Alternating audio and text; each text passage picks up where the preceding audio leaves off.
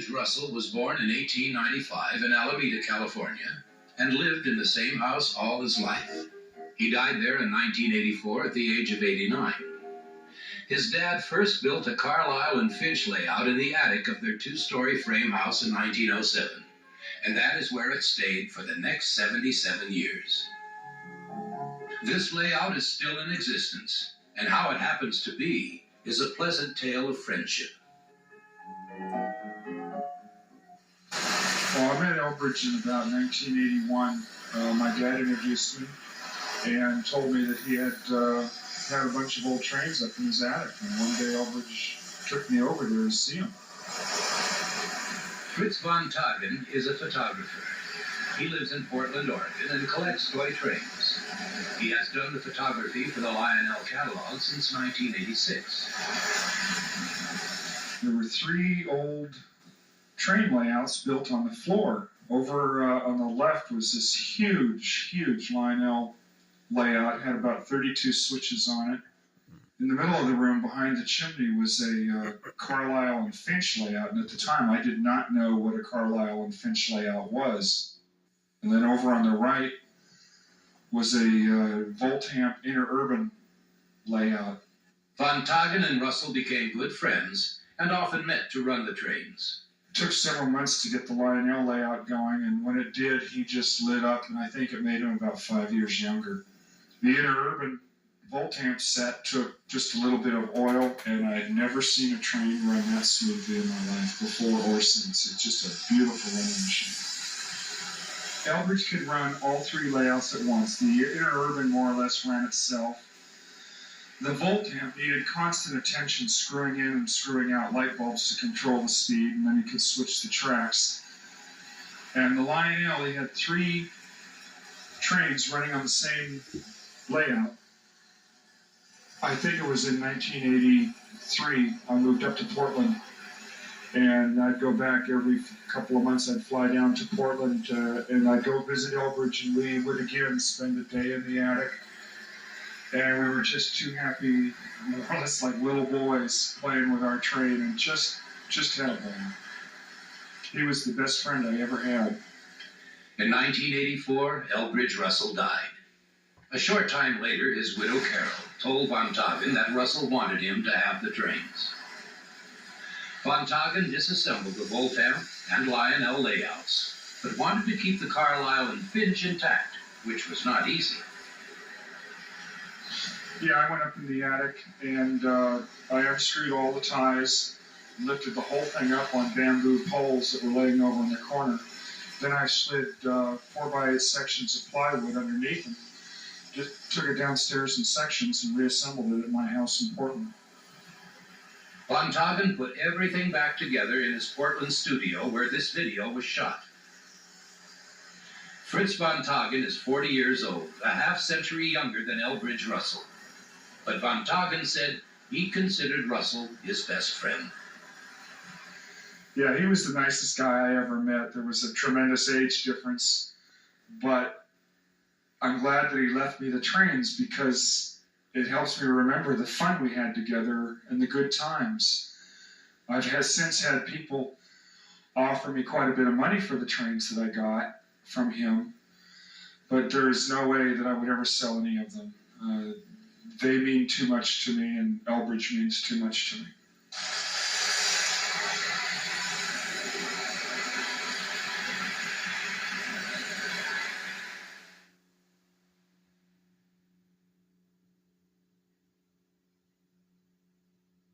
When Barry Leonard was a kid, he never had any trains.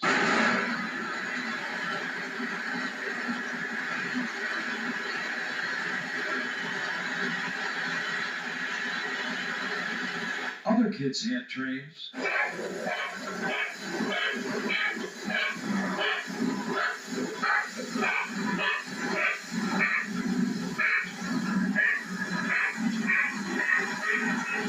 Other kids had layouts.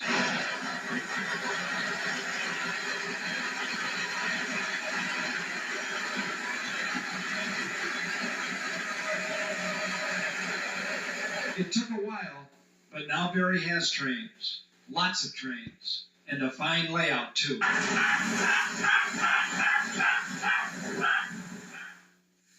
It started in 1980. Barry Leonard was looking for a hobby. He remembered all those trains he never had and decided he would have them now. Not only trains, but accessories and people and buildings. And he would build a layout. So he started buying Lionel trains. For the next 6 years, he accumulated a large supply of engines, rolling stock, animations, figures, structures, and accessories. He remodeled a large L-shaped room in his basement and had the walls painted sky blue with clouds. Barry was all set to begin his layout when he discovered he didn't know the first thing about building a layout, but he knew what he wanted. What I wanted in a layout was not particularly a particular section of the country, but a representation of all railroading.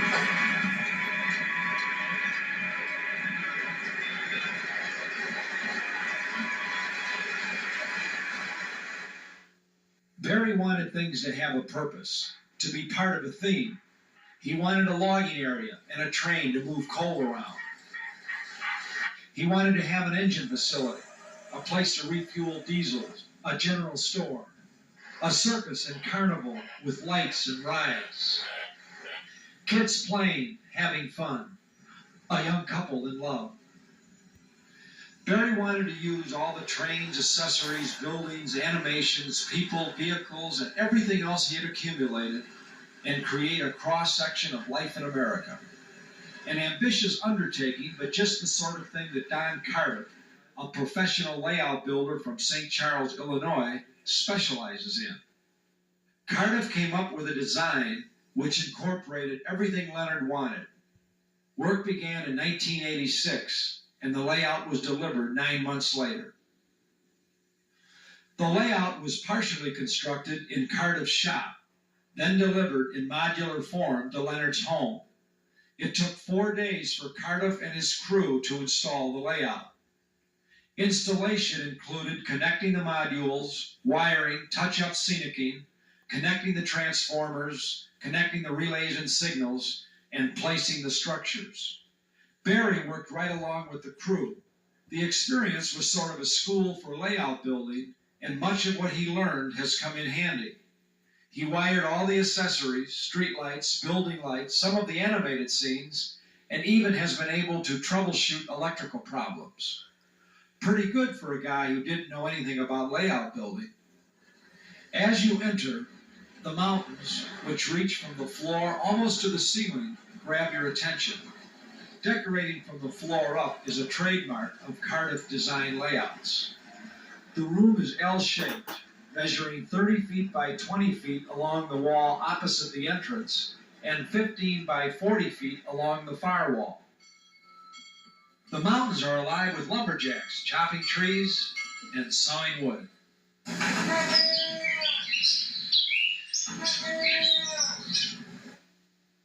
Lionel's 364 conveyor lumber loader plays an important part in the logging operations.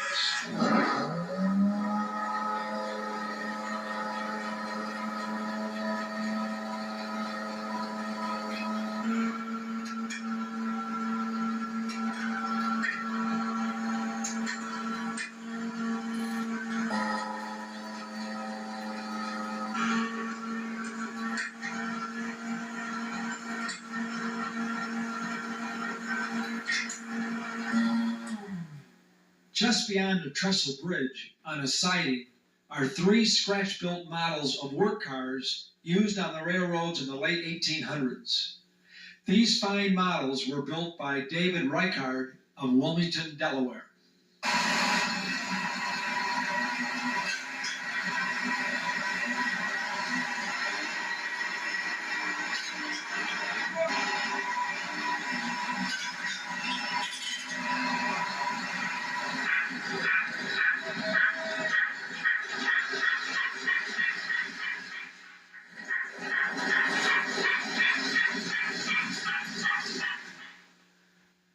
To shape the mountains, Hydrocal was applied with a putty knife to a wood framework covered with screening.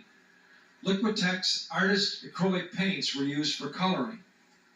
The colors used include burnt sienna, raw sienna, burnt umber, and Payne's gray. After painting, woodland scenics, blended turf, and foliage were added to the mountain tops.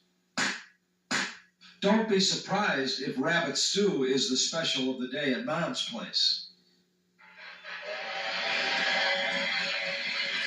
There are 2 main lines, each with relays. 3 relays on one and 4 on the other, and a total of 18 blocks. Each block is on a separate transformer. This permits Barry to operate as many as 5 trains at one time. 3 KWs and 4 ZWs provide the power. Gargrave's track is used along with Ross custom switches.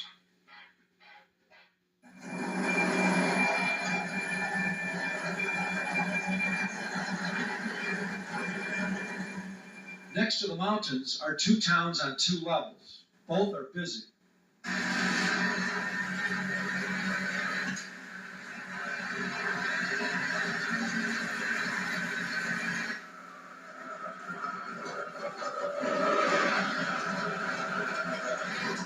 The scale buildings in the town on the lower level were scratch built by Hal Meacham of Pittsburgh.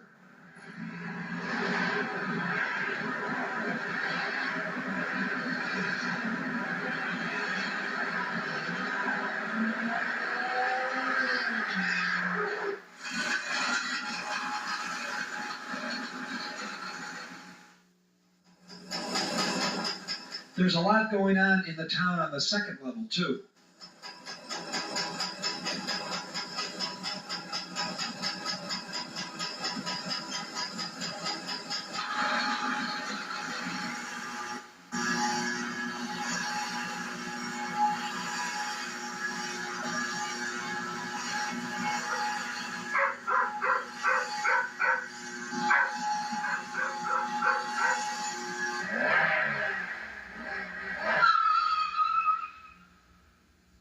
Here, a pretty blonde is having difficulty getting her boat out of Barry's boat center.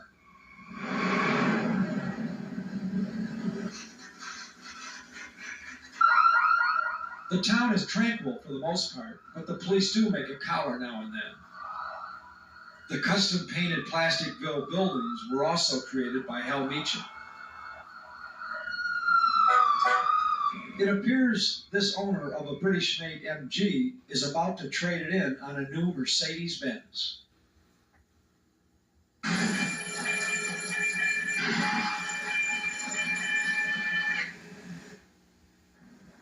At the far end of town, the Lionel 419 heliport, made in 1962 only, rests on top of the Greyhound bus station.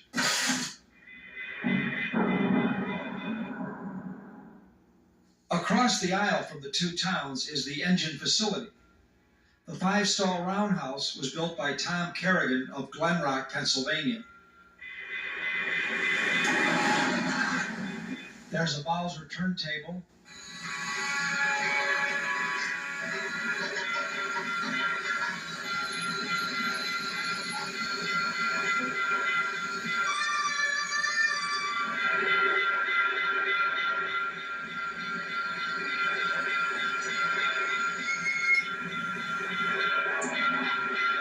The Lionel 415 diesel refueling station,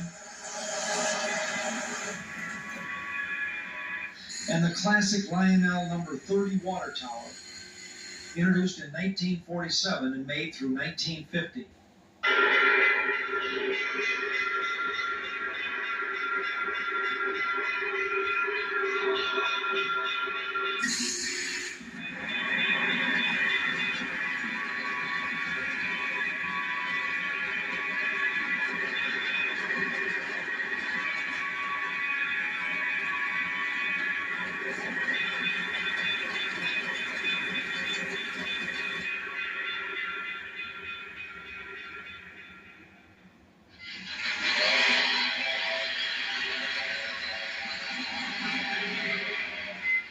Down the track from the engine facility, a Williams Hudson takes on coal from the Lionel 497 coal loader.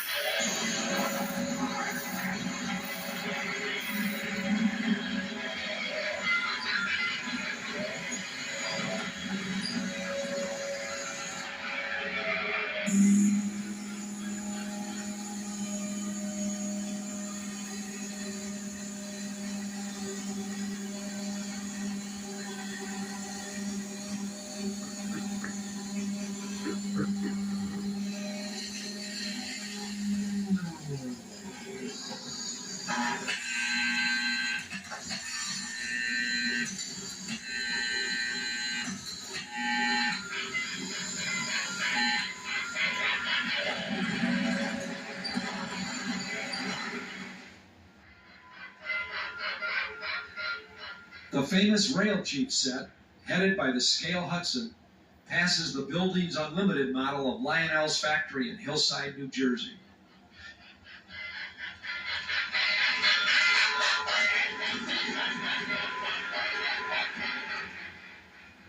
The freight yard is in back of the Lionel factory. Barry picked up the Scale switch tower from the Bloom estate sale in Cleveland. In the 50s, Harry Bloom was one of the largest Lionel dealers in the country. There's a young Lenny Dean on Lionel's loading dock working hard to impress his bosses. He obviously succeeded because he's still with Lionel.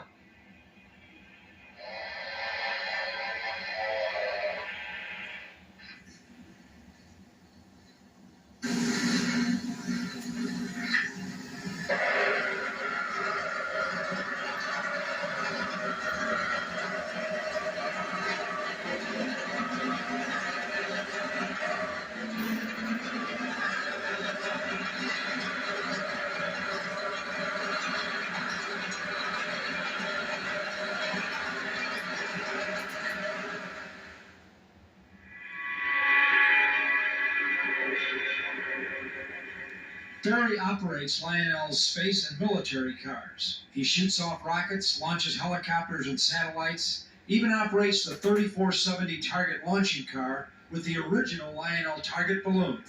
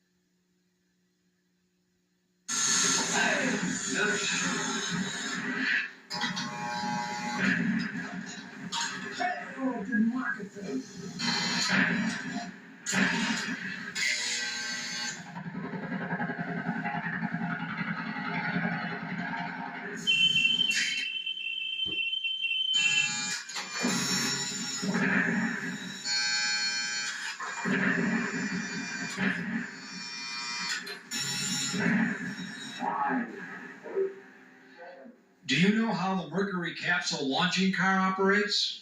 With the capsule on, and what happens is that it comes out, the string stops the rocket, and then the capsule flies out, and then comes down in a parachute, like the real thing. 2, 1, 0.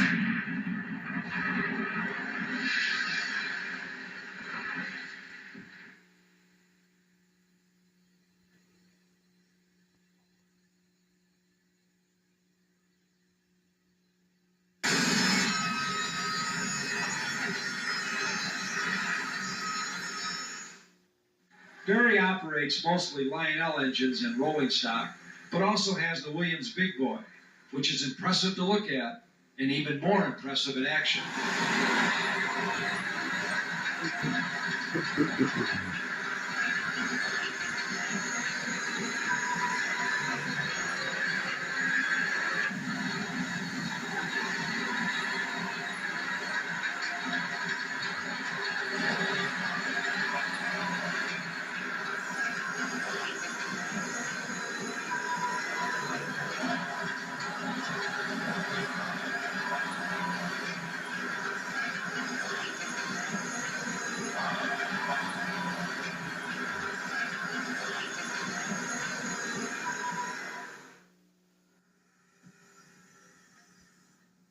Freight yard action includes the 12-700 Erie magnetic crane.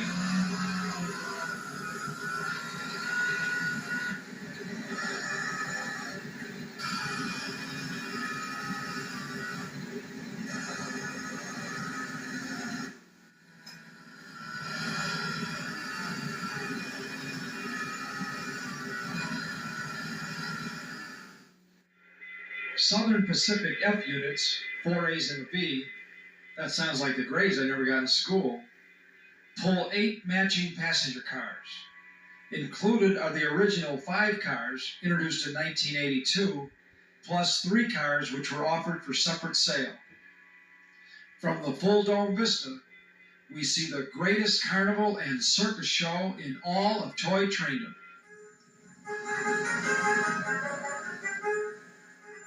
Ladies and gentlemen, children of all ages, welcome to the greatest show on earth.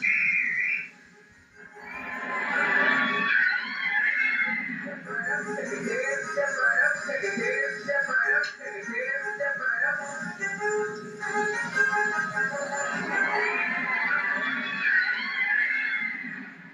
Take a head, step right up, take a head, step right up.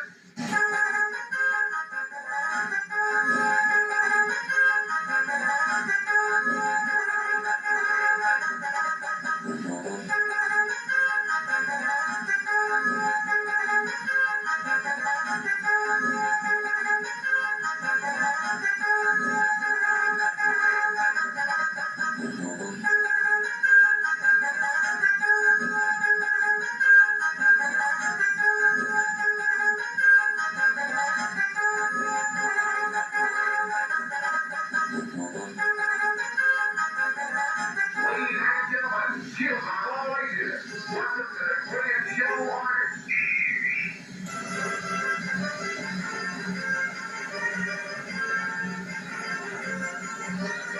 What's going on, kids? Peanut. What's going on, kids? Peanut. What's going on, kids? Hot dog, can I get 'em? Hot dog, can I get 'em? Ladies and gentlemen, direct your attention to the far green, where Old Jim Cannonball will fire himself over the county and into the net below.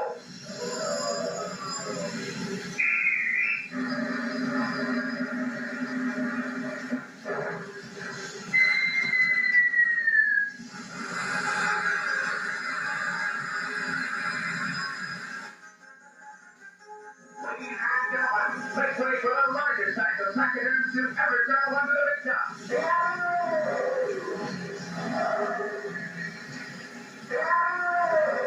Take a kid, step right up, see the most incredible freaks in nature. See cancer, the strongest man alive. Or do a double take in 2 days of the inseparable Siamese twins.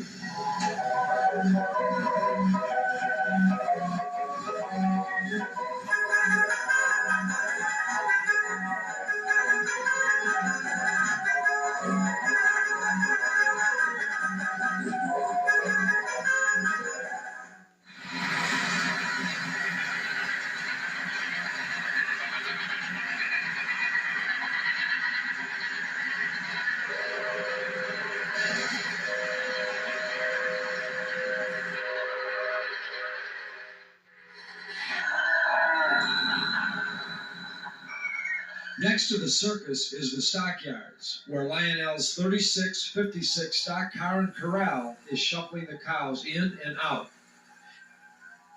Introduced in 1949, the stock car was second only to the milk car in popularity. But the stock car was an erratic performer. The little black rubber cows either fell over as the car traveled around the track, or they fell over during their trip around the corral. However, today, thanks to a little video magic, the car is performing perfectly. Other Lionel accessories are the 12741 intermodal crane,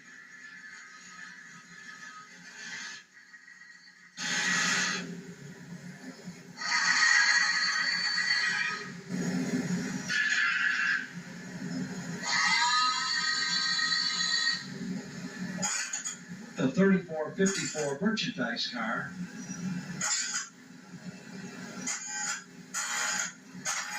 and 2 classics, the 456 coal ramp and 397 coal loader.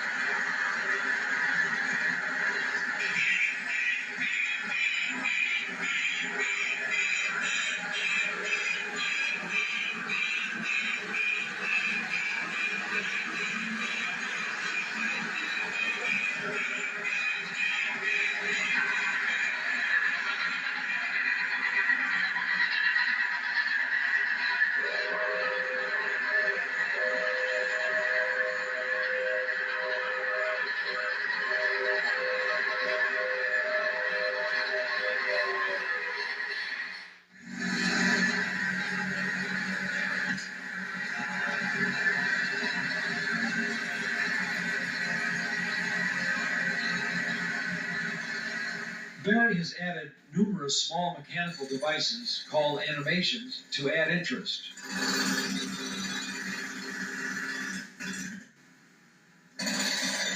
The animations were created by Paul Piker of Spike's Wonderland and Al Gomecko of Wilkes-Barre, Pennsylvania.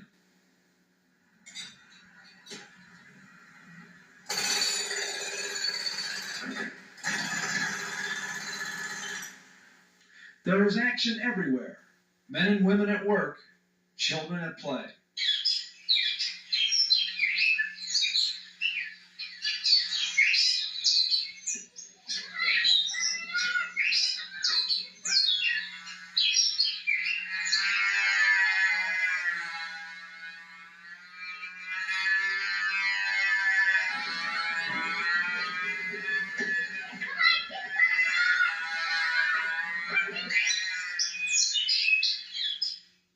The main attraction in the small town at the far end of the layout is Paul Piker's marvelous fire animation.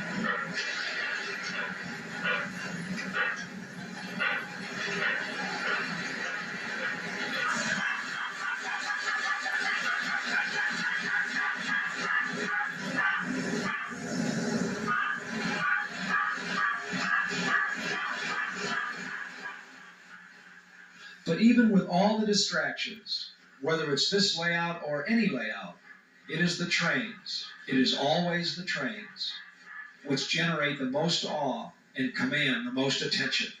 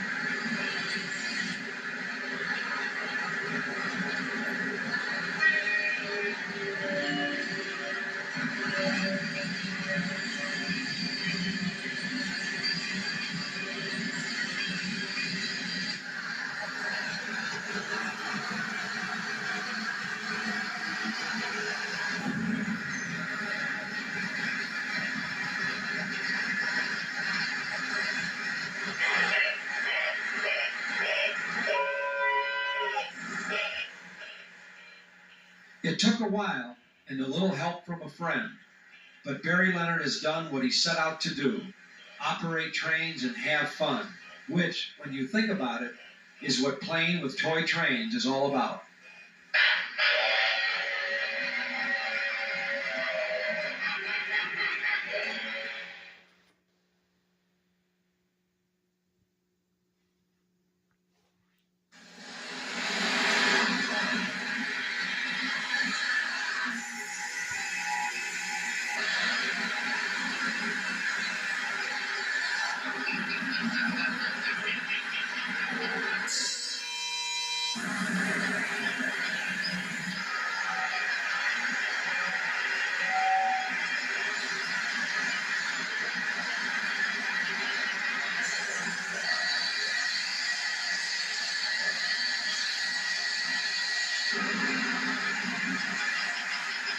Realism and toy trains. Compatible? Not usually, but consider Brad Nelson's layout.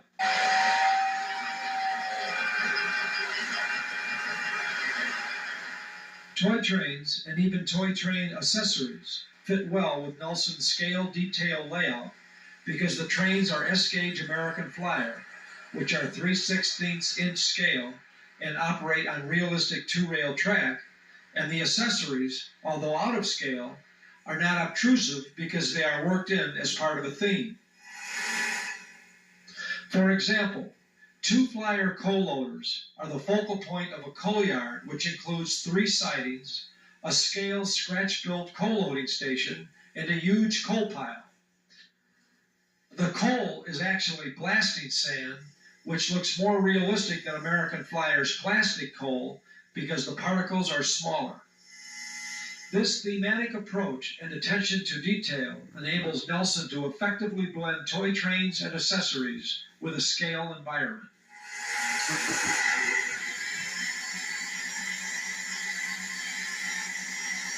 The type of layout I wanted to build here was stay with the tin plate trains, American Flyer, and still get realistic layout as far as like the scenery goes and the track detail as much as I could, and blend the accessories in so they look real as possible and still stay with the toy train effect so people can get the idea of how a toy train can fit into a realistic background. So.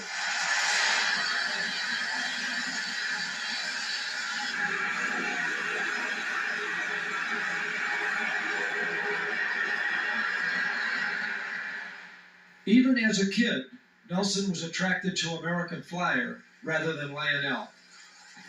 You don't see a 3-rail go down the real ones out there, so that's why I went with Flyers, because it's 2-rail track and it's more realism. And till they get that 3rd rail, I think I'll stay with Flyer.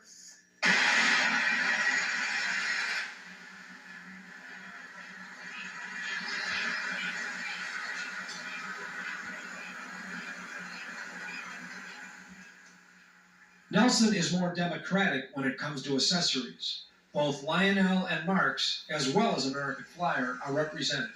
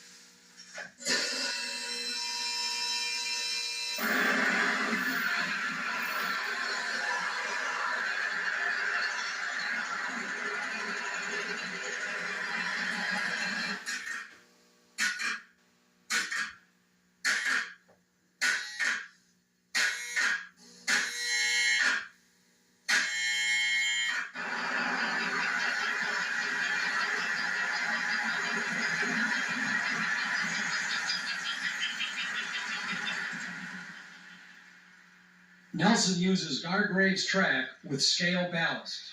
He painted the shiny sides of the track a dark brown to add realism.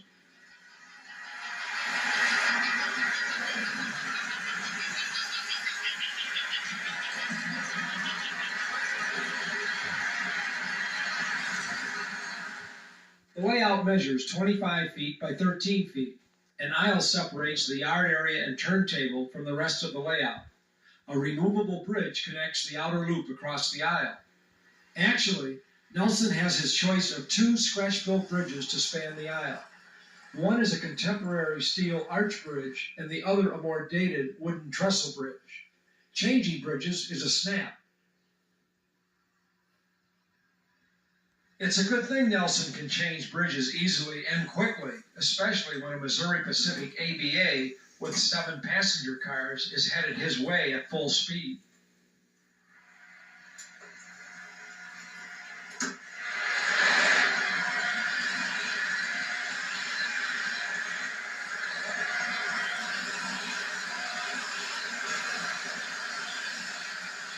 Brad keeps an eye on operations from the center of the layout where the control panel is located. The trains are powered by a Lionel 250-watt Z transformer, and the lights and accessories are powered by an American Flyer 22040 train power controller. My control panel I have very simple to operate. I have all accessory buttons on the very top.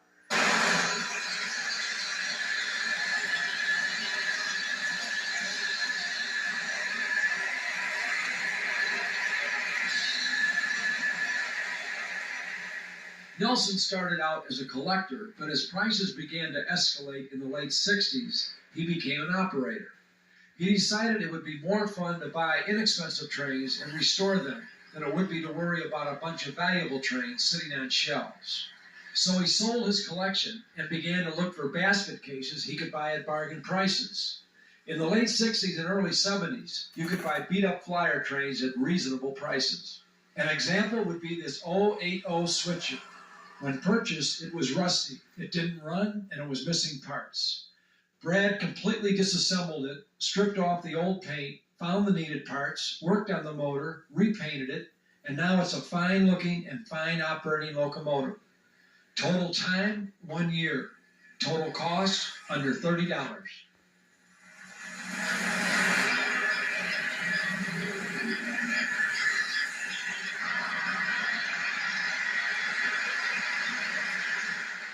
For variety, many of the restored engines have been repainted in different road names. Nelson's favorite is this restored model of the Union Pacific's 484 Northern.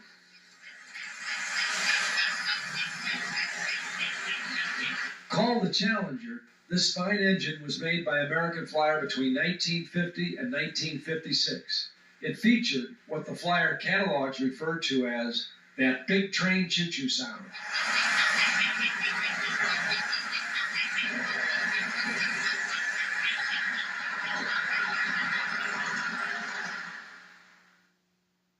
American Flyer is known for long, sleek passenger sets headed by handsome models of the Union Pacific's Alco PA twin diesels. Nelson has 5 of these gorgeous sets, and each one sees plenty of action.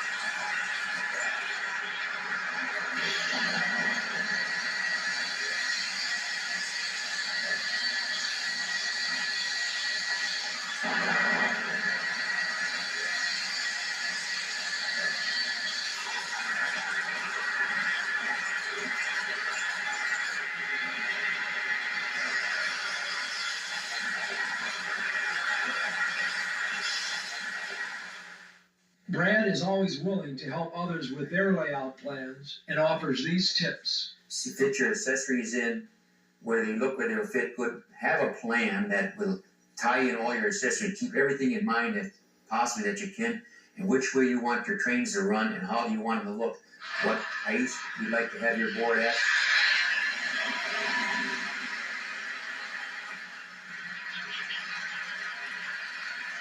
Brad says the biggest problem in operating American Flyer trains has to do with the E-units. Some engines stop when crossing a switch because contact is momentarily lost and the E-unit goes into the neutral position. Locking the E-unit in the forward position will solve this problem. Keeping the units clean and well lubricated also helps. Nelson feels E-units on the new Flyer engines operate better than the E-units on the older engines.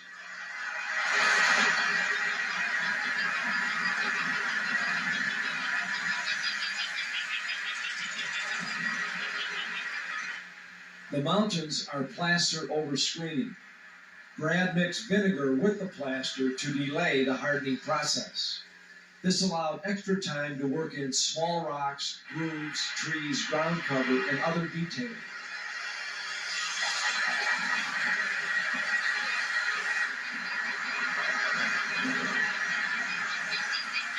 Walther's interconnecting backdrops are strategically placed to solve the background problem. It's important to keep the track clean because dirty track results in loss of contact and erratic engine performance. Brad uses an arc gum eraser or sandpaper. Cleans the track, takes the grease and dirt and everything else off, and on this reverse loop, it's kind of critical that that be clean because when electric goes through it, it seems to be a touchy thing. It's all hooked up right, but any little dirt or anything like this, and she'll just stop.